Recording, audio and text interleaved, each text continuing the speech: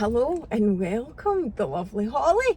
Hello. Hello. Are you alright? I'm good. I'm good. I'm no nervous anymore. We've met and We've had a wee quick chat, so Aye. you're fine. So I know Holly from TikTok. I've just asked you, and you don't do Instagram anyway, which is fine. But you're on TikTok as Holly and Boys. Yes. Because you've got, are you married actually? Not married. We are engaged. Aye, I put a wee video on the other week. I saw that. Did you I see saw it? that. Aye. And it was just this morning I was thinking I can't remember if she's actually married though. But with that ring doesn't really mean anything anymore.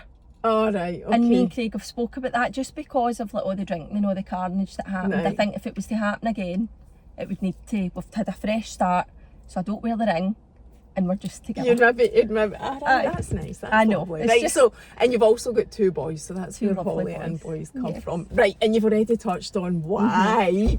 Well, it's not really just that. It's not just about the drink, because I know you say you're an alcoholic, as in, like, I'm not saying that, you say that, but I know, I respect that, that's what you are. Yeah. And you talk about that online, and that's really, like, one of the big things we want to talk about today, and just really what you've touched on already about the carnage and whatever.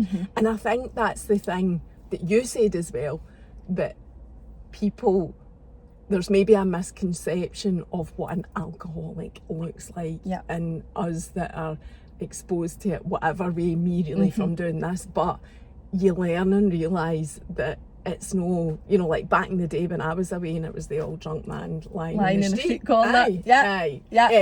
And it's just, that's no, so fast. I mean, it is that as well, but it's no, it's not everybody's story. Aye. Right, so did you come on to TikTok to share your story? Is that where it started? I was already on TikTok, so I was on TikTok and I just posted like wee videos of the boys and stuff. And I just, it was about 3 or 4 months ago only. When I really? Really? Oh, this was only 3 or 4 months ago. And I just put a wee video on and it said, it's pinned to the top of my page still, because I don't think I'll ever get that off the top, because it means a lot to me that I'd done that. It was a big step. And it was 6 signs why I gave up drinking. And in the 6 signs where hated myself, couldn't look at myself in the mirror, couldn't look at my boys, felt like I didn't want to be here, just was absolutely broken, and I put that on, it kind of blew up. And I thought, God, this could be my thing now, to break the stigma here, because I know what I am and I know what I suffer from. And I think there's maybe loads of other people out there that maybe have these traits, that because of the stigma that you need to be lying in a street corner, maybe I could break that stigma and people get a wee bit of hope for me. Aye, and understand more of what it could be. Right, so going back to the carnage then, what was that like? What was your life like with the you know, what was the carnage? How bad was it? What, you know, was it like with Craig, the kids, whatever, before you? And then you can tell me maybe what the breaking point was, the straw that broke the camel's back. If there is one, a lot of the time there isn't. My last drink actually wasn't one of my worst, but it was just enough. But like even before Craig and stuff, like I worked in Napa when I was 17. Oh, did you? Worked in blackout drunk. Like the situations I get myself into at that young an age was not normal, and I kind of always knew growing up there was something maybe a wee bit different. I felt like I didn't really fit in, like I was always surrounded with these people and I just never felt like I fitted in. I just always felt like there was just something about me that wasn't quite addressed. So are you saying that because you would turn to drink to fit in, or was it just part of the whole story that you felt like you didn't fit in? I think what I've realised with drinking is putting down the drink's the easiest part. It's dealing with life on life's terms. And I feel like now in sobriety, it's like how I deal with it out with the world, how I deal with emotions, how I deal with things. That was my coping mechanism, I think. And I went to like Australia when I was 19, so it was always like I was going away for everything, because I thought it'll be better there, it'll go there and everything will change. And like I get bullied through school quite badly, and my mum used to always say to me, they're just jealous. But at an age like that, you don't really know, you don't know. I remember, it doesn't make it better either. It doesn't make you feel better. It doesn't, and you just don't understand, and I'll never understand. And I don't think I'll ever put my energy into trying to understand why somebody's mind works like that and can be mean to somebody for no reason. Because if I'm jealous, like, I think you look stunning today, and I'm envious, but envious in a good way, because I think you've got. Oh my you God, look great. at you. Do you get what I mean? No, but I do. I look at somebody and I think, oh, they look gorgeous. I don't look at somebody. You can do that. Aye. Yeah. So I've never really understood it, and I think I wasted a lot of time wondering, why are all these people, why can I just no fit in? Like, I don't know what to do. And so that was me off to Napa, 17, 19, 20. I was away to Australia for a year, and my gran, God rest her soul, used to always say to me, Holly, there's a want with you, hen. She said, I've never known a lassie to jump on flights to Australia when it's a bus to Glasgow. And I did. I came here, I went for 6 months with my ex, split up because it was just carnage, just drinking, arguing. And then I came back home, and I was home for a week, and I thought, right, I need back earlier. I need back over to Australia. So I got my gran and all that, and everybody chipped in a wee pot of money, and I managed to get myself back over. God. With £1,000, got my ticket, went over with £1,000, got a job. And my gran used to always say, you'd fall in shite and you'd come out smelling of roses. I don't know how I do it or how I manage, but I somehow always manage. So that's just how it went, and it was just carnage. I went to Australia, I came home, and it's like you try and fill the void. So if it's no with alcohol, you're filling it with anything you can, because you've got this hole in the soul. So it's like you're trying to fill it with all these different things, like whether it's good, bad, whatever. So then I was in Tinder, and I went on to Tinder, and that's when I met Theo and Zach's dad, Craig. So I met him on Tinder, and we met, and we went out, and it's actually quite funny because we met, and then we had a nice night and whatever, and we were drunk, and we get home. The next few days he was messaging me, and I just ignored him because I was like, no, I can't do it. I had like the cringe feeling, that mad feeling. I always used to get like it.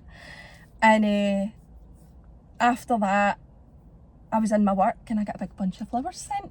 Wow. And it said on it, to Jackie, or to Holly, love from Jackie.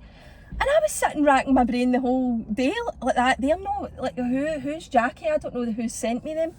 And we'd went out a drive before we had went out on that night out, and I had said, bang a left, Jackie. So that was what that was. And then I was like, oh, that's dead nice. And we started seeing each other, and we used to go drive. So that was our thing. We used to drive to like beaches and all that, just me and him. And then I fell pregnant with Theo after a month. Oh my God, did you? Aye, a month I was pregnant. So what age is Theo? They're both wee, they're wee tots. So Theo's 6.5, and Zach is 5. So you've been with him just over 7 years then? Aye, right. Yes. Yeah. And he's also in recovery.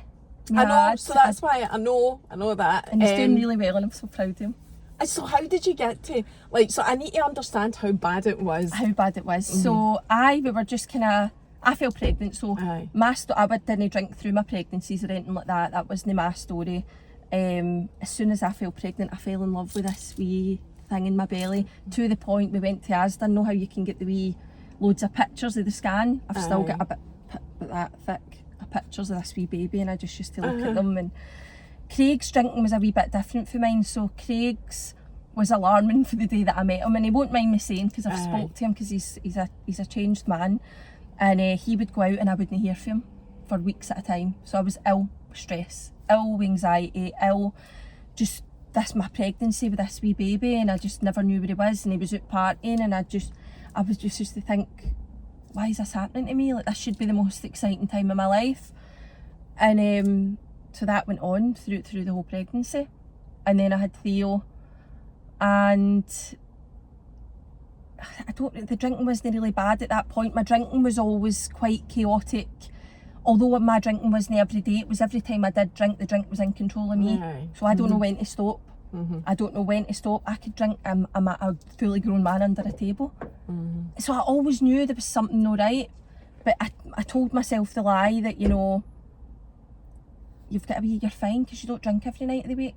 You're fine because you look nice, you get your hair done. So I told myself that lie, and that's what I done for years and years and years. And mine and Craig's relationship, I just held so much resentment for all the carnage, all the stuff that he put me through. There was all sorts. Like, I don't really want to delve too much into it. Right, okay. You can imagine right. hotels and stuff like that, and I was at home pregnant, and then I had wee Theo, and my birth was really traumatic. I don't remember Theo being born, and I nearly died when I had Theo. And I still think about that, and I don't really think I've healed for that. Because that was quite hard when I think... Who's the oldest? Theo. Theo, right, so he was your first Theo was born. my first. Aye. And when I went in, I lost 2 litres of blood. I done the whole labour, failed forceps, so all this trauma. Oh God, failed forceps. Oh, failed forceps is brutal. I had forceps. And then because he was right down the birth canal, they had to cut through a muscle, and the muscle wouldn't stop bleeding. And Craig said there was like a wee woman trying to pull him out. It was dead traumatic, and they were just pumping me full of drugs. And so I had all that I couldn't really cope with. And then postnatal depression. I had postnatal depression in the way in which I just didn't feel good enough for them. I just kept looking at them and thought he deserved better. It gets me emotional. By the way, if I start greeting, it's just me. That is quite normal to feel like that. I'm not saying it's right. I'm just saying it's normal though to have those feelings and still feel like that when you're looking back on postnatal depression. I've had a lot of people speak about postnatal depression like that. And even now, another common thing is when you're looking at photos of him when he was that age, you know, when he was just born and whatever, it's hard to look at it. When you do like the birthday video and you look back, and it is hard to look. And even photos of myself, because even when Theo was born, this stuff with Craig was still going on, like the drinking, the carnage, the no knowing where he was. He worked away, so you can imagine when he went away, it was just I was living on fear and anxiety, because I was like that. I didn't know the next time he was going to go and drink, and I didn't know where he was. And it was really, really hard. And I should mention, when I went to Ayanapa, something quite traumatic happened to me there. And I kind of blamed myself for that as well, because when we were in Ayanapa, they used to do a thing called a mind sweep. So this was for all the workers. You just used to go about all the empty drinks and drink them. Oh my God. Aye, that's what. Do you get me? So you can see how just insane it was. It was mental, and I went along with it. And I ended up, I don't know if it was one of the nights, but it was another night. We were in this club called Car Wash, and this can be quite hard for me to talk about. And the next minute I woke up and I was in a field with a guy. Oh my God. So it's been quite traumatic. And I blamed myself for a lot of that. Because it was hard. Because I think I get sorry. It's sorry. I get myself. It's alright. You don't need to apologise for being upset. And I still continued to drink. And I think it was just my solution to take it all away, to get it all away. All this stuff with Theo and my pregnancy and that, and then... But I was good at masking it. I was good at hiding it. And then a year later, I fell pregnant with Zach. In fact, I don't even think it was a year later. And I was humming and hawing because of everything I was going through with Craig. At this point, I hadn't addressed my alcoholism, because I was just having a bottle of wine here, there and everywhere in the house. And sometimes it would be 4 days a week. Sometimes it would be 3. No, really, when the boys were so little, when they were old enough to sleep through, and I don't really know how I managed it. I think the terminology is high functioning alcoholic. High functioning, aye. And like I said, told myself the lie that, you know, because I was up and out every day, because I could get up, because my wains were fed, clothed, watered, and they were sleeping when I done it, then I can't be one. I can't be one of them. Do you know what I mean? But it's a progressive illness, and it gets worse and worse and worse and worse.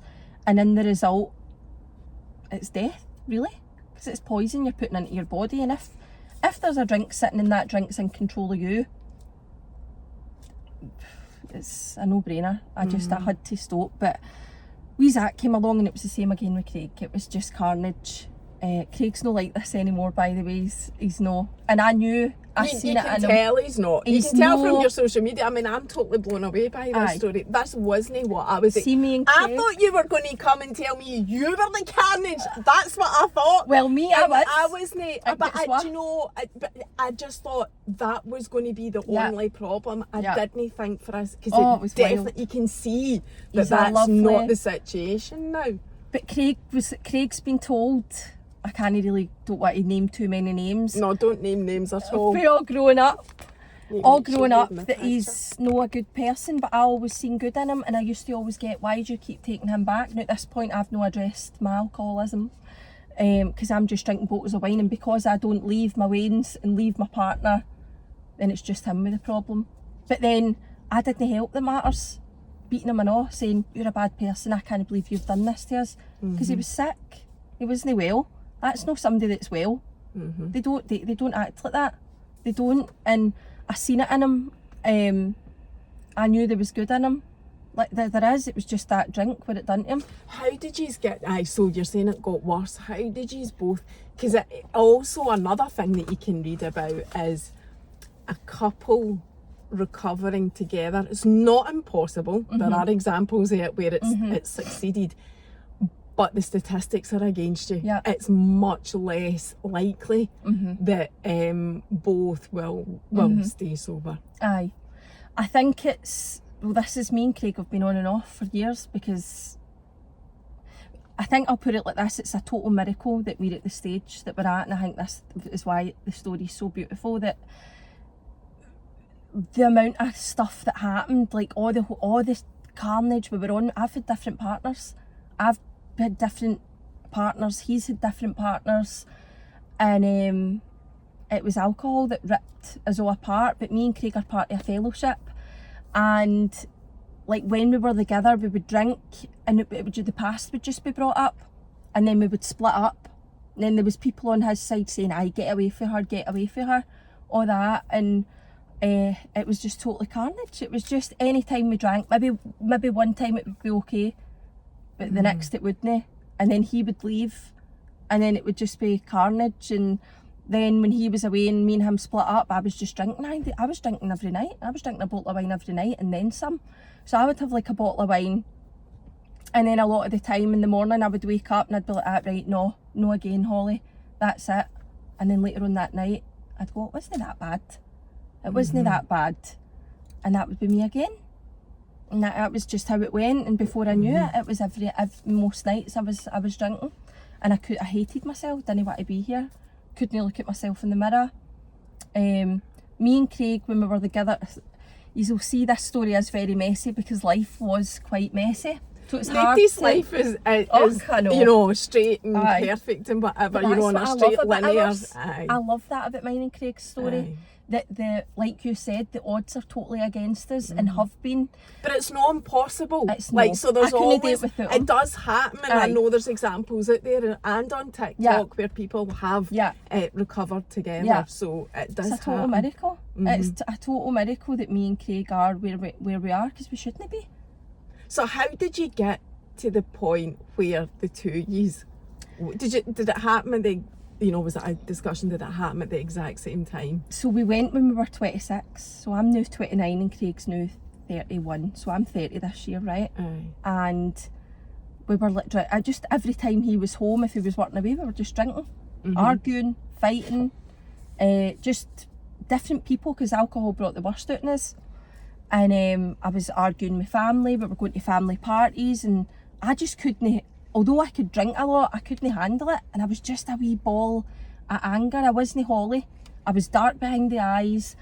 I was just, because I wasn't happy with myself, I was just projecting all this negativity, I think.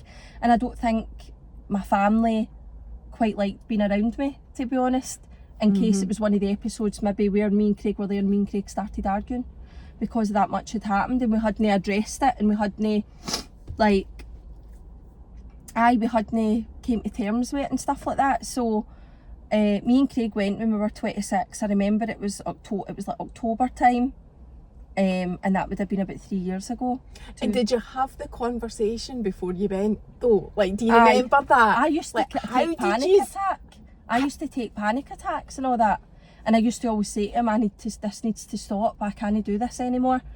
I was looking at the kids and I was just greeting all the time. I just kept saying they deserve better, I can't do it. But then as I was saying that later on that night, it would be a good idea to do it again. Aye. So it was a full day riddled with anxiety. You know what it's like when you're hungover? That was me every day. But I just pushed on through, put my face on, done my hair, and out I went. Riddled with fear and anxiety, riddled with it. Didn't like Holly, didn't like who I was, I was just so, because I knew I wasn't, that person that drank wasn't me. It just was bringing the worst out in me, and like, it was just horrible. And like things like Christmas Eve, birthdays, everything was always an excuse to drink. So Christmas Eve, while we were wrapping presents, that was a booze fest. That was it used to be, that's our thing. Go on holiday, Craig would leave through, it was just mental. So when we were 26, we reached out for help and we contacted... Did you have that discussion with him first though? Like I'm just thinking, like, if somebody's in the same position as you, with a partner where it is extremely chaotic, the relationship's very volatile, you recognise there's a problem, the two of yous are in it, how do you approach that? You know, when you know that you both need some sort of recovery path, whatever. And I don't know. You know, I'm just like trying to understand, how do you get to that point? Like, let's do something about this. We spoke because it was just getting too much, and I was getting just like, didn't want to be here, like suicidal, because I felt like I was a burden on the kids. And it, like, my family never knew at that point how bad it was because I had it so well. And we spoke, and I was like, I knew somebody that was in recovery, and I texted them and they phoned me straight away, and I was pure crying down the phone, and I said, I need, what do you do to stay sober? Like, I can't, every time I'm saying I need to stop, that later on that night I'm drinking again. And they came and picked me and Craig up, and I phoned my mum. And Craig was quite happy and obliging, totally agreed with you. He knew that he had a problem as well. Yeah, but at that time we were not ready, because what we've got now to then was totally different. And that's dead important to say as well, and I'm glad you've said that, because it's that whole thing about recovery and healing isn't linear either. And just because you feel, you know, I'm sure you would say this anyway, just because you feel maybe the first time doesn't mean part of your journey. it's just you don't it's no like you're not ready. But it's no like you don't go back to, it's not like you go back to point zero. It's like you just pick up and start off again from where you left off. And it never works, because see, when you've been in a recovery group or you're part of a fellowship, you've got a belly full of booze, but you've got a head full of I know what I am. So when you're drinking, you know, you shouldn't be.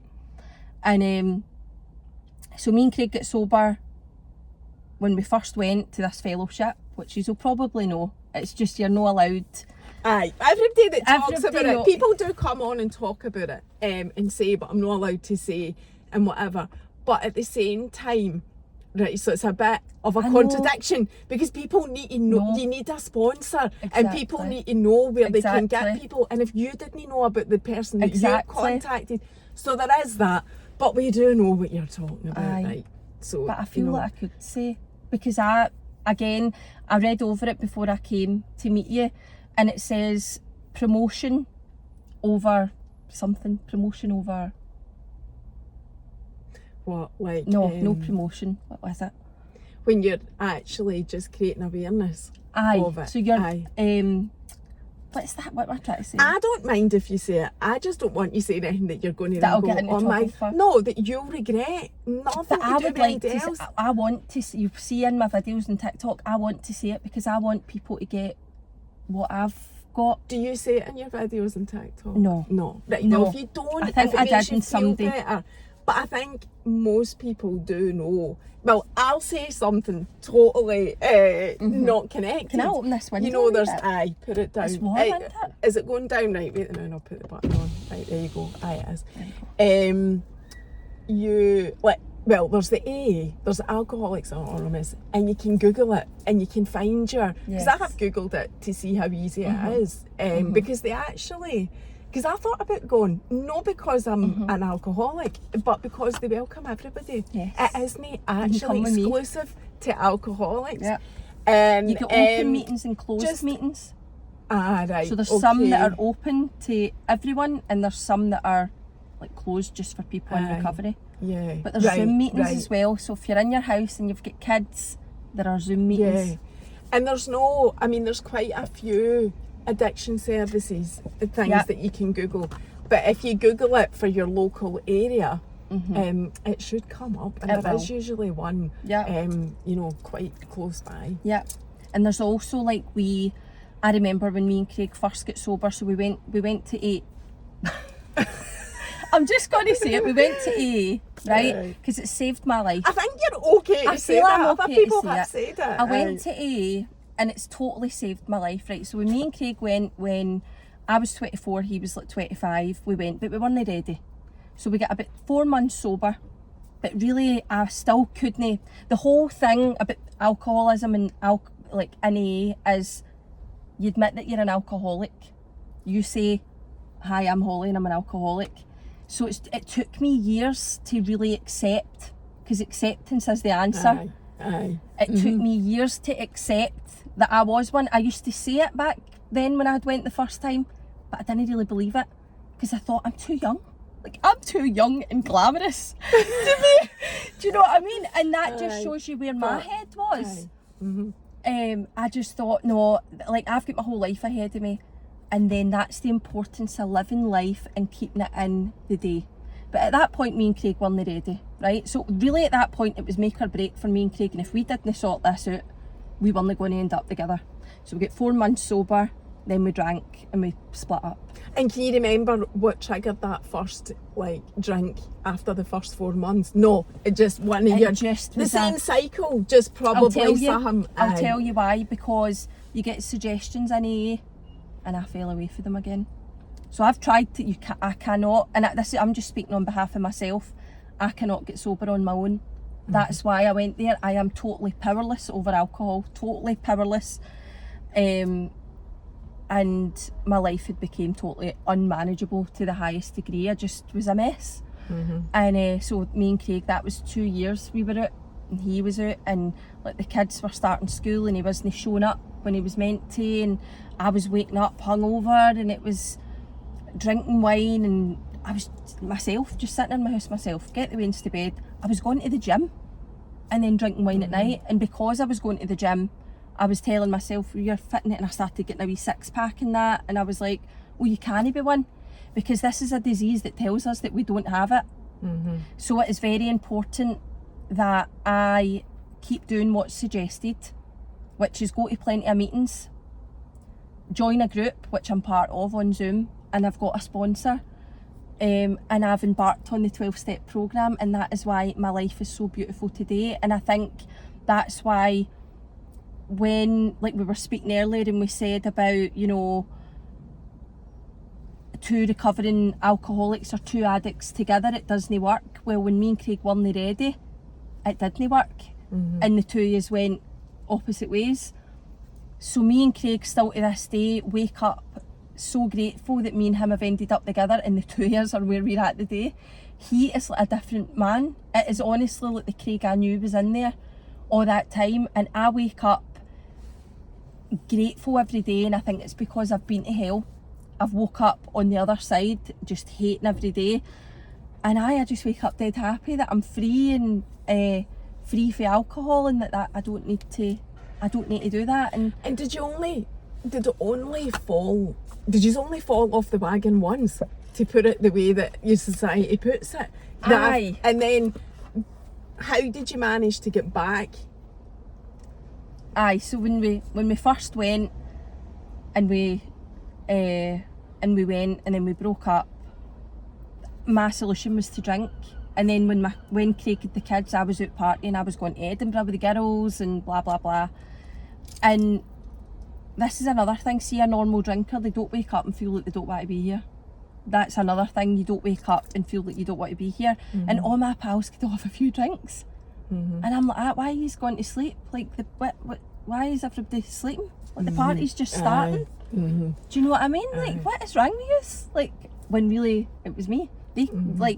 I remember I used to say things like, I can't believe alcohol's so ready available for everybody to buy. but no everybody drinks the way that I drink. So I've learned a lot, and these steps has totally changed my life, and I urge anybody that's out there struggling or thinking that they've got it, like got the ism, like the alcoholism, to reach out and get help. It's not a death sentence. It's a beautiful life to be had. All my friends now, most of them are in recovery. They're all successful business women and men. It's no like what people think, that you're out in the street. I saw a comment, you've just made me think of this now, on one of your posts. It's quite a recent one actually, and the woman had said, oh God, let me get this right, I don't want to quote it, but it was along the lines of, like, so you were talking about, you know, your recovery and being an alcoholic and that, and she said, oh, that was it, she had said, I'm going to an AA meeting the day, but then I'm going straight to the pub after it. I'm just too far gone. And that's what she said in your comments. I don't know if you've seen it. I never. Don't think you have. It's a recent video Is and it you've a not. recent one? Aye, so it's maybe yesterday or something like that. And I noticed you've not been in the comments. So I'm sorry that I'm No, the one, it's okay. but I noticed it. That's okay. But I just It's thought, getting a bit busier now in my TikTok, so it's hard, you to know, keep you up with can't. them. I know you need to draw. It is. You will get to a point, by the way, where you need to draw Just the draw line the because you need your life. Aye. And it's, I know It that is. It's you hard. try to reply to as many as you can. You try to speak Yeah. to as many as Do you my can, bit. and then you do your video to address as much as you can in Aye. one video. But unfortunately, there does come a point where you can't reply to everybody Sure, I individually. got a comment that said, because obviously I've been very vulnerable and I've put myself Aye, out there of to course you break have. this stigma. And you also need to put yourself first, Aye. because the last thing that can Because happen is you somebody be wrote- back, somebody go back wrote, the way. But I sorry. On No, go. you go. You I was go just going because to you say were about that woman. Aye. So it really, like, my heart went out to her. Yeah. And I was like, oh my God, you must get comments like that. And that's the whole point of raising awareness. But I wanted to, and I'm not in your shoes, so I can't see it, but I'm going, oh my God, you're Aye. not too far gone, it's all right, I it's all think right. I did see that. I think I did did you? see, or it was something like, or somebody else. But I was thinking you must get that. People just so, like, to me, that's a cry for help. Aye. Like, Aye. you wouldn't put that unless you really struggling. did want to get Yeah. some help, but you Yeah. just don't know where to go. You're Yeah. struggling now, as you say. What advice would you give to? Because that breaks my heart, and she wasn't that old. I'm sure she was 66 when I looked, according to Aye, the aye. profile, right? And I'm just thinking, that's so old. Nowadays, people are living Yeah. until It's you never know, their too late. 90s. It is never too late to Hitting get a sober. hunter. You know, that's not too late. But aye. It is never too late. It is never too late, and I think again it goes with the stigma of an alcoholic. I don't think people get what it's like to be in a fellowship. It's the most beautiful experience I've ever had in my life, and I think that woman going to an AA meeting, there's something in her. She's desperate. There's for help, something aye. in her, so that is a good sign. Is that quite a, like, then it made me think, I've never seen anybody say that. I've never seen somebody say, like, so obviously she enjoys these AA meetings, or she's them a maybe bit just of hope. hoping somebody can save her or whatever. And then there's that whole thing where people think if they go to that, maybe they'll get saved that day, and sadly that's not how recovery works. But does that happen? Like, is that quite a common thing where people who Just are can't in get it. recovery go every day and still go to the pub after AA? Unfortunately, That was the first time I'd ever seen Aye. anybody say anything like that. Unfortunately, but like they wouldn't be there if there wasn't something in them. Aye. So No, I get that. what And we they're do is welcome. I pray. get all of that. I'm just asking you from an educational point of Yeah. view. I'm not asking you because I'm throwing shade or I think that they shouldn't be. Aye. I just didn't Didn't know. Aye, that's what happens. Aye, So sad. I did It feel is. heart sorry for that I woman. know. And So- then you get comments like, you say that you're on here to help everybody and you've no helped anybody in the comments. And I'm a bit like that.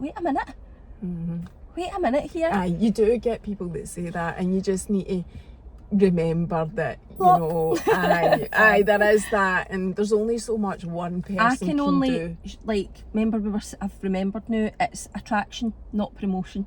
Aye. So I need to make it attractive. Aye. Like my life now. You're not selling it. You're just sharing how good it's been. And I relapsed that, and then when we came back after the 2 years, when me and Craig split up, so we get 4 months sober, split up for the 2 years. You and split then up for 2 years? 2 years, So you were on your own with the boys I for was 2 on my own years? with the boys. I didn't know that either. I done the lockdown myself. That's another thing we never touched on. Aye. I done the lockdown myself, I done the whole lockdown myself. He was away working. With the 2 veins? With the 2 veins myself, and it was snappy shopper. I was getting bottles of wine delivered because it was society was saying it was fine. Aye. Oh, that's right. Everybody was getting drunk. That's right. But my problem, I think that's when my drinking really took off. That's when it really took off. Zach was allergic to milk when he was a baby, and I had this wee 2-year-old and this wee 1-year-old, and I was myself in this house, totally like, what is going on here? And my drinking was bad then. That was when it became every kind of night, drinking every night. My story never really was waking up and grabbing a bottle to function through the day, thankfully, but that's not to say if I was to keep going that would happen. And that's why I go to meetings, to hear other people's stories, to go, right, I don't want that to happen. And then with taking the steps, the 12-step programme, I can't explain how magical it is. Magical it is. Like, you let go of everything in your life. See, like the things that I've told you, like the thing that happened in Ayanapa. I've sat with another alcoholic, my sponsor, who's absolutely amazing. This woman is amazing, like, and we've sat and we've went through all that, and I've started letting go of loads of resentments, fears, because resentment and fear are the number one offenders for an alcoholic to pick up a drink. So every night before I go to sleep, I do a nightly inventory, and it's just how amazing. Do you know what I mean? And Craig does the same. And what I see in Craig is a man, this is why it's working and this is why it's a miracle, because I don't think you'll get a lot to, like, people in recovery that are ready at the same time to get sober. And to be honest though, you didn't start off ready at the same time. So it's important that, you know, people know that. You didn't just rock up to AA and that was the 2 years sorted, so it's not even linear. So you got the 2, so you split up for 2 years, and you got back together. Did you then, were you drunk at that point? We were drinking again. Right. Drinking again. We were actually starting to go on dates, but it was like dates to raves and stuff like that. Like where it's extremely difficult to be sober. You're taking something usually. Or I'm not saying everybody is, but it's, it was just anything we could to drink, really, and that was just how it was, and it was just the same. So how long were you back together again after that 2 years? We were back together, I think it must have been about 4 or 5 months. And you went back to and I was like that to him, I can't do this anymore. I can't do this anymore, because when we were drinking together it was even more, because we were just hanging each other on, and he was the same. The 2 years were just broken. The 2 years were absolutely broken. And that was us. Is that your final time being back? Like, you've been back since? So right. So then we got like 4 or 5 months sober. And it might go like that. Like, no, you know, that's it. I know you take it a day at a time, but it's just, I don't know, once you're on that path, that's the most important thing, I still couldn't accept. See, all the other times I could not accept. So I think we were about 4-ish months sober, and it was Christmas last year. And I would get not through. Even a year ago? Nah. And it was Christmas, and I was like that to Craig, maybe we should just have a few. We've got through the whole of December. Well, like, we've got through it, and it was like I rewarded myself with a drink, and I only had a few drinks, and I was like, right, no. And because and I'm just being brutally honest, because you said that was him as well. So you basically instigated both of you. Aye, and he said, thank God that you said that, because the way that we were, it was... And that's why, again, so important to say that, that is why doing it as a couple is so difficult. Aye, because one can persuade the other. Aye. And then I had a glass of wine sitting, and I sat it there for, it must have been sitting for about an hour before I took a drink, and I'd like one glass, and I've said no, and I need to count that as a day that I drank. And that was my last drink. I had the glass and a bit of wine, and I thought, do you know what, I don't even like it. I don't like the taste, and it's definitely no for me. And it was just a wee reminder, like, what am I doing here? And what point was Craig at then when you did that? The same. We used to always So you were able to do that at the same. I mean, that's incredible. But we have our own recovery. He's got his own recovery, and I've got mine. But you both that day had one sip or drink or whatever, and went, no, that's it. And life's been magic ever since. And it's like, from the time before, when I was 26, when I got sober, I couldn't accept. Knew I shout it for the rooftops. This is what I am. I'm no ashamed of what I am, and I'll get out there and I will break the stigma of what an alcoholic is, or what an alcoholic. Because I still get, you don't look like an alcoholic. I've seen. I saw a comment that you got as well. We were talking about like kind of hate comments and all that, where somebody said, oh, it was something again, you did a video on it, so you'll be able to correct me, but it was along the lines of, like, you're an alcoholic, you shouldn't have wains or something like that.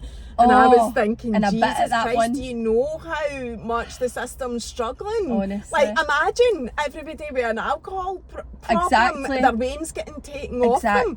And that's that whole thing, high functioning, but also social services, that's a last resort. I think I've had a few messages. I mean, it's just ludicrous to even say something like small-minded, uneducated, ignorant, ludicrous. Yeah, opinions. Totally, that's how I feel. And I have had a few messages, in fact a lot of messages saying, you know, I'm scared, don't tell anyone that I've said this because I'm scared to get my kids took off me. And I'm like, God. You're no gonna. You walk into an AA meeting, you're full of doctors, nurses, very successful business women and men. It's no this junky, you know, side of the road stuff. So go to a meeting and see for yourself.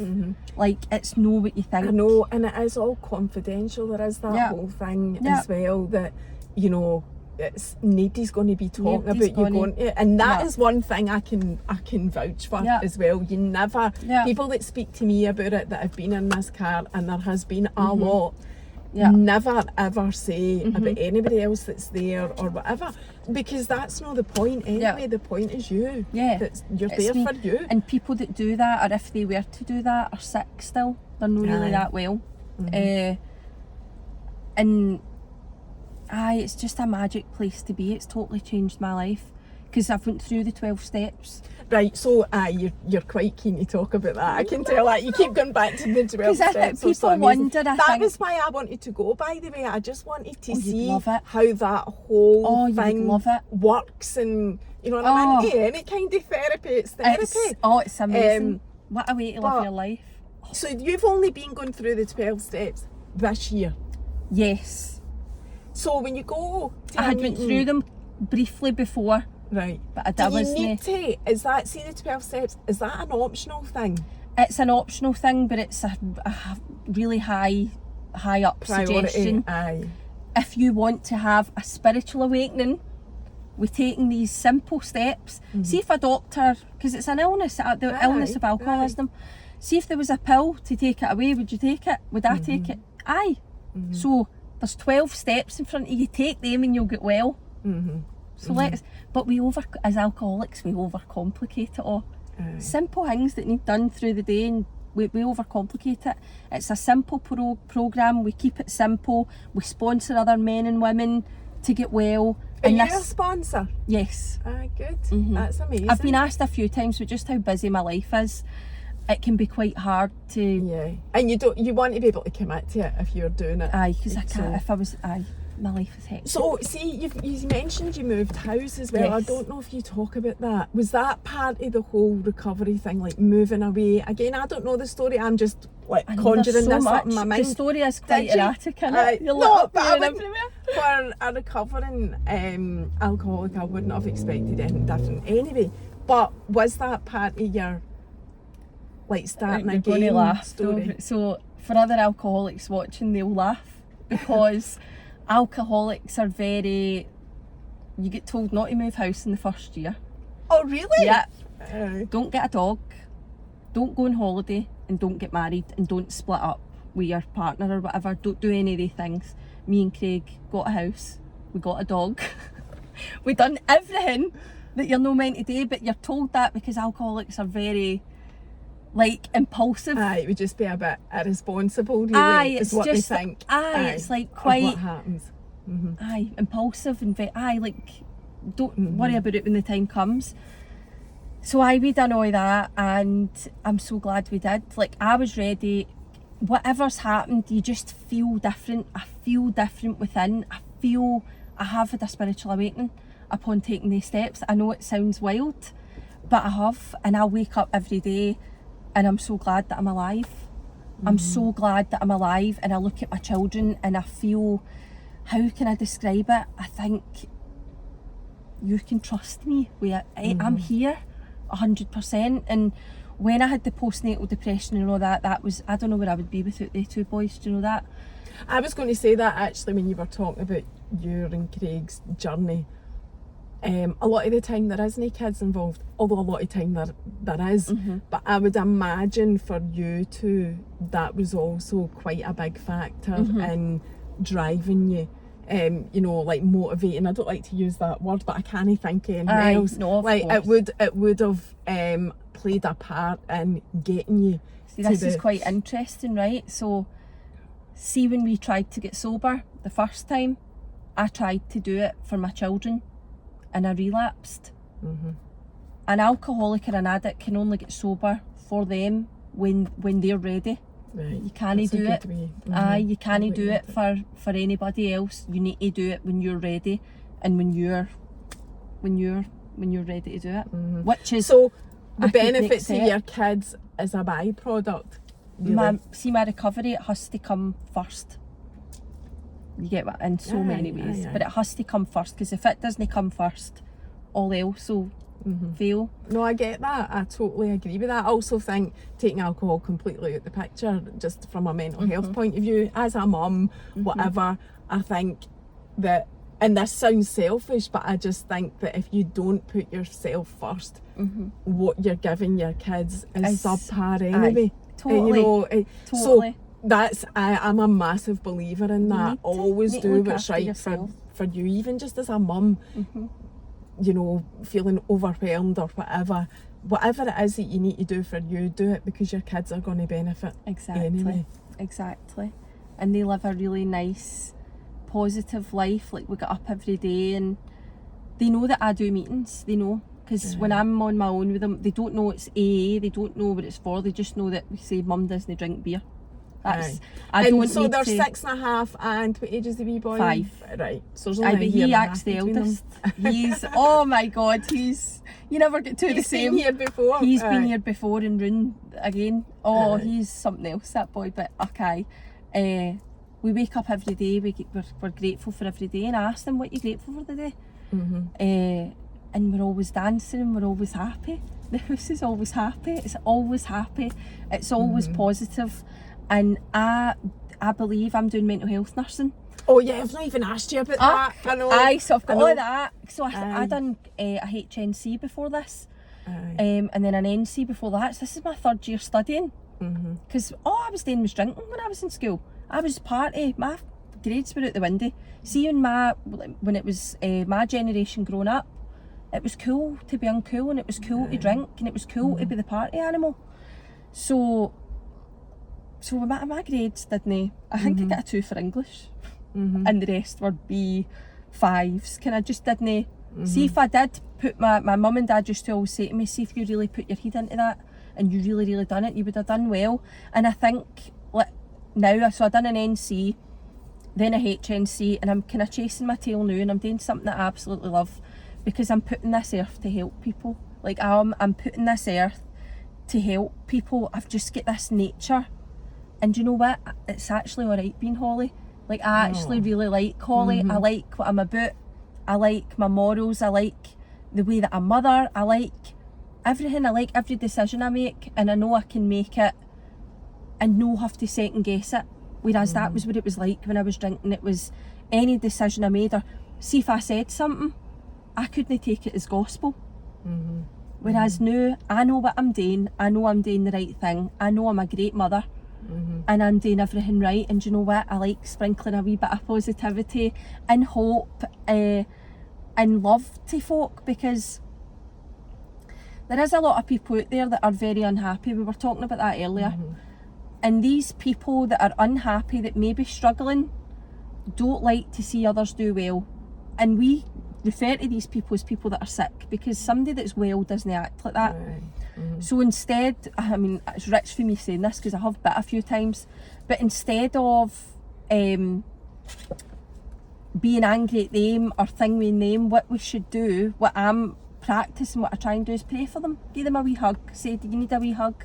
Because they're not well. Somebody that's well doesn't. Aye, that's quite a nice way you think about it. I don't know if I'm capable of that myself. I'm a blocker. I know, because we've said that, we've had this conversation. I just, if somebody is sick, I don't know, I kinda don't take it as my responsibility. I just completely block them out. Just, that's it. That's just what I do.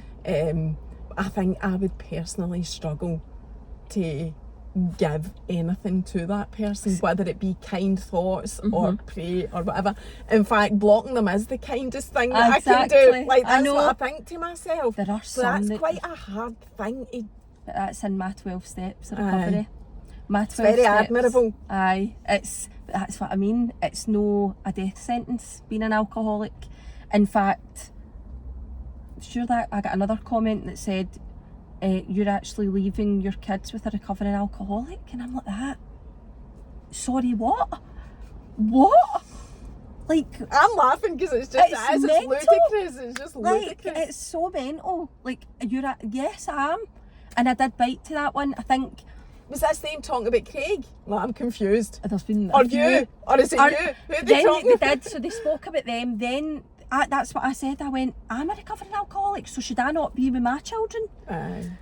And I'm just like, God, people need to educate themselves, but people don't know what they don't know, and that's why I'm so grateful for you letting me come on here to, like, shed a wee bit of light that, you know, being an alcoholic isn't all that bad. My friends in recovery have ended up family. My kids are amongst parties that are no full of drink. Not that that's a bad thing for some people, but for us, we go on days out. We have had a spiritual awakening. We are kind to everybody. We let go of all our resentments. Right, Holly, what is a spiritual awakening in your words? So, a spiritual awakening, see the fact that I don't have the urge to pick a drink up, or the want to drink or need to drink, that in itself is mental to me. Is that a spiritual awakening? That, on top of, I just see the world totally different, in a different set of eyes. Everything's brighter. Everything's brighter. Everything's, like, I've got shivers talking about it. I know, you have. Everything's so exciting and lovely, and I don't hate anybody. So where are you in your 12 steps? I'm done. I'm through. You're through. So you've done the apologising to people. They'll kind of... Because you can Google the 12 steps as well. I mean, they say it's quite sacred and you would only really know if you went into it. But you can Google it. Because, like I say, I was interested in it. You should Google it. So my 12 steps are something that I practice in my life every day. So, like, with the people that hate on me or whatever, I've learned that, like I said, I pray for the person. I don't hate them. I just say, do you need a cuddle? Because you're obviously no well. I've seen you saying that. Do you get what I mean? Because you're no well to do that. And that's kind of how it works. I've still got amends to make. Like, I had an amends. I can say this because it's personal to me and I want to share it. But I made an amends to my gran, but my gran's passed. So I wrote her a wee letter and put it at her graveside and put some flowers down, and that was my amends to my gran. And before my gran died, I said to her, my gran was an alcoholic. Oh, really? Aye. And that was my mum's mum. Aye, you were talking about hereditary stuff before we pressed the camera, and addiction can be hereditary as well. Yeah, and she used to always say to me, the drinking, it needs to stop. And she knew before she died that I was in recovery. Have you lost her quite recently? 2 years. All right, okay. But it was one of the times. Aye. And when she died, I said to her, I went, I'm going to make you proud. I'm going to become a mental health nurse. I'm going to do all the things that I'm meant to be. I'm going to be holy. And that's what I'm doing. And I can just be dead proud. Like, I'm proud of myself. I'm really... You should be. I've overcame a lot. And Craig, don't resent him at all. Don't resent a thing that he's done, because it wasn't him. It was not him. And so the mental health nursing, if you just got one more year to do, then 2 years, and then you'll be a qualified mental health nurse as well. Nurse, aye. And that's puts you in an amazing position considering help what you've loads been of through, people. because it is mental health linked. Yeah. I do believe that Aye. it's mental health. It is, definitely. Like, see the way that I felt when I was drinking. Like, obviously I can't say it, but I've seen people, people that I've looked after, I don't really know what I can say here, and I've seen myself in them, and that's been hard. That's been really hard. But I'm definitely putting this earth to make change. I think it's fair to say that along the way, relationships, family and non-family, you know, this isn't actually just about drink. I'm just stating the obvious, or maybe it isn't obvious, the facts you're that right. when things are chaotic or in turmoil or whatever, it's kind of a natural progression that relationships break down or fall away.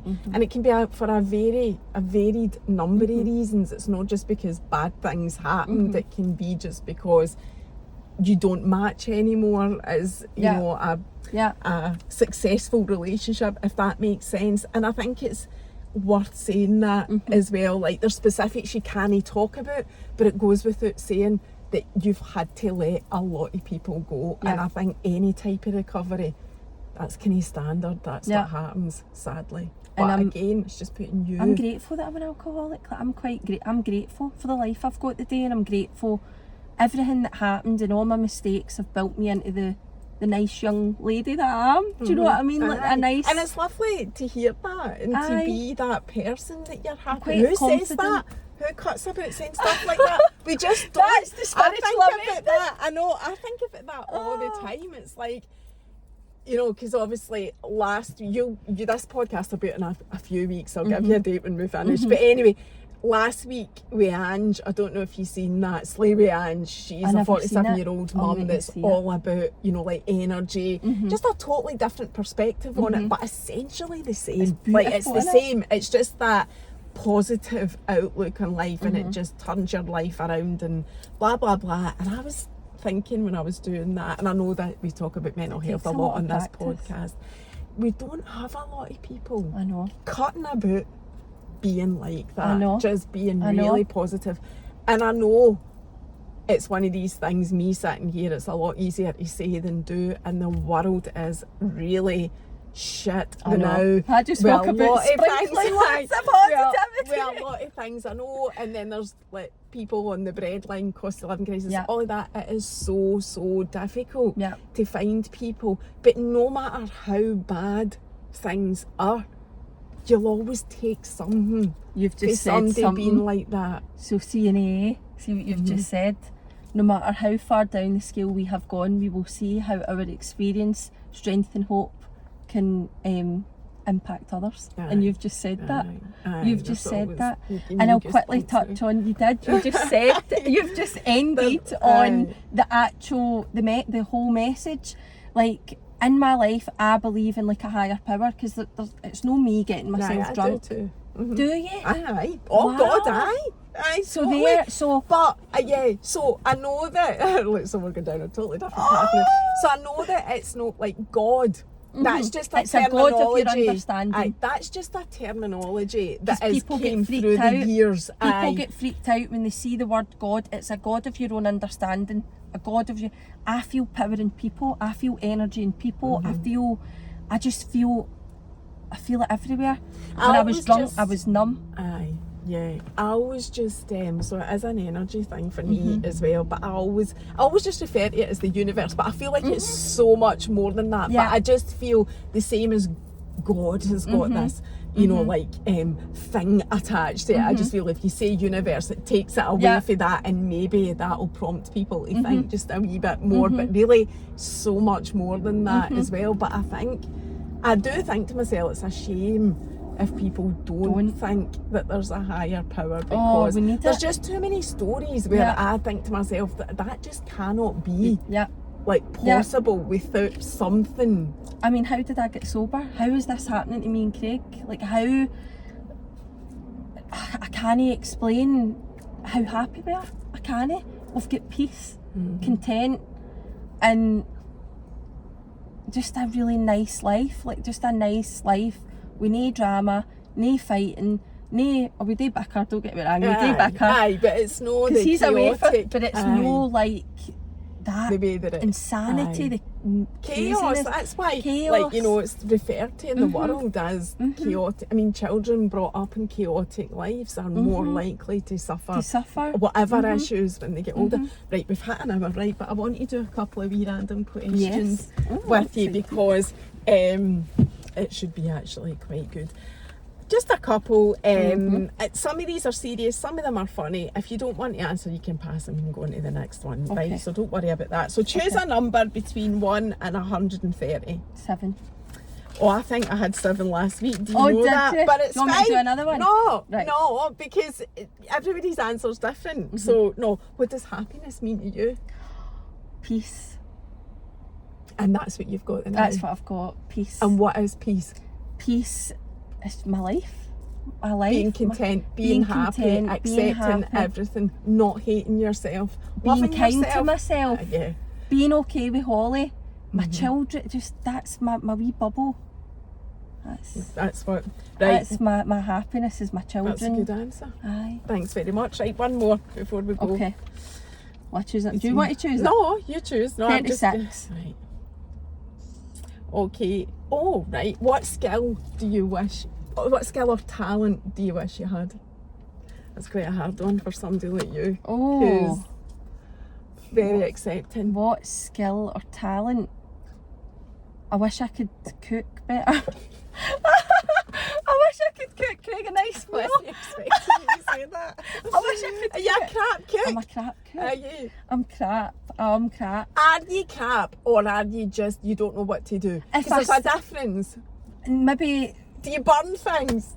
No, I can make chicken nuggets and no burn them and toast and that. But like a recipe, it's too much all at the one time. I'm like that. Oh. But no, I quit. No, that's what I wish. That's my only wish. You can cook. That's funny. Didn't expect that at all.